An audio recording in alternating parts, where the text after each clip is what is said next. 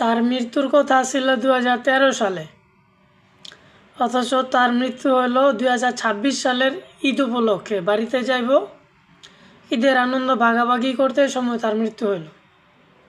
আপনাদের মনে আছে অবশ্যই রানা প্লাজা ট্র্যাজেডি, সেই নাসিমার কথা। সে রানা প্লাজা 7তলা ভবন ধসা পড়ছিল মাটির নিচে। সে ওই ধসা যাওয়া বিল্ডিংয়ে 3 দিন পর্যন্ত আল্লাহ তার বাঁচায় রাখছিল। সে জীবিত ছিল। 3 দিন পর তার উদ্ধার করা হয়েছে, সে বেঁচে ছিল। অথচ ভাগ্যের নির্মম পরিহাস, এবারের ঈদের ট্রলার পদ্মায় বাস ডুবিতে সে মারা গেল। পানির গভীরতা তো খুব বেশি ছিল না, 30 ফুট মাত্র।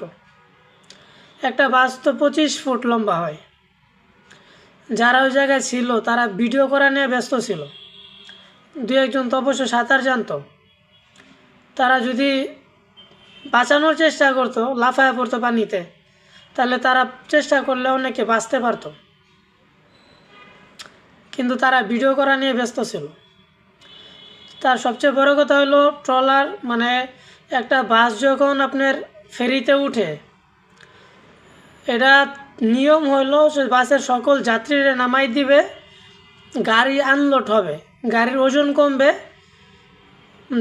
যাত্রীদের জীবন রিস্কমুক্ত হবে।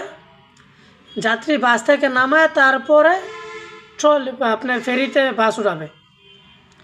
কিন্তু এটা মানা হয় নাই। অথচ আমরা দোষ দিতে আছি জানলার যে গ্রিলের রডের মতো একটা থাকে ওইটার। হ্যাঁ, এটা ঠিক আছে, যদি জানালার এই রডটা না থাকতো, পর্দা আটকে রাখার জন্য যে রডটা, অনায়াসে অনেক মানুষ বাঁচতে পারতো, এটা সত্য। কিন্তু আমাদের সবচেয়ে চিন্তার বিষয় হলো যে একটা যাত্রী বোঝায় বাস আনলোড না কইরা, যাত্রীদেরকে না নামাইয়া ফেরিতে উঠাই দিছে।